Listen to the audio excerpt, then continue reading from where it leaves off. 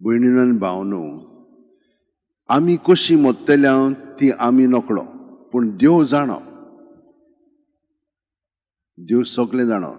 पेद्रू, पावलो, येर्शीस ते कशे मोत्तेले ते फकत जेजू जाणो. तर आमी कितें करूंक जाय? आमी सदांच ताच्या एकवटांत रावंक जाय. कित्याक आमी मेली ओ जीव उरली जाल्यार आमी सदांच क्रिस्ताची म्हणून पावलून आमकां सांगलां. ते भाशेन आमचें जिवीत आमी मांडून जिवया. आनी हांवें तुमकां सदांच ताचीच उतरां सांगत रावलेलो आसा. म्हजे सवें रिगून रावात आनी हांवें तुमचे सवें रिगून रावता. आनी कितें जाय आमकां? तो तर आमचे सवें आनी आमी ताचे सवें आसत जाल्यार बाकीचें सगळें तो आमकां दितलो. कशे भाशेन आमी आमचे कुडीचो परामोस करता पळयात. सगळ्या सांद्यांचो आमी परामोस करता. आळसाय आयली जाल्यार आमी जाणो कितें जाता पळय तें. पूण ना जाल्यार सगळे कुडीचो आमी परामोस करता. एक जुवात तर आमकां हिंचुरी चाबली जाल्यार आमी सगळीं जाणां आबोलार जाता.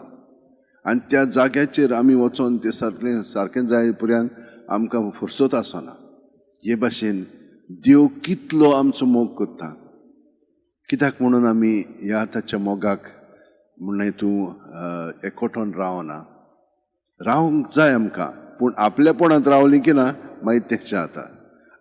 ह्या कारणाक लागून प्रत्येक सुस्कार आमी भायर सोडटा तेन्ना जेजू जेजू जेजू म्हणून सगळें भितर आहा तितलें ताका दिवन ताचे सवें तें दवरून तातूंतली आमकां सुटका मेवतली.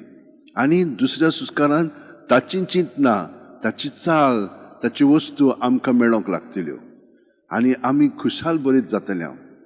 तर हें तर आमी करीत कितलें बरें जातलें आमकां. कसलीच दास्ती आसची ना. हिंचेच वस्तूक आमी चिटकोन रावंक फावना. कित्याक आमी सगळीं जाणां आयल्यां कितेंच घेन आसतना वेतेल्यांक कांयच व्हरोन आसतना. पूण जियेताना आमी हिंचेच वस्तूक चिटकोन रावंक फावना. त्या त्या मापान आमी ताचो उपयोग करूंक जाय म्हणून आमकां भाग्यवंतीन सांगलेलें आसा.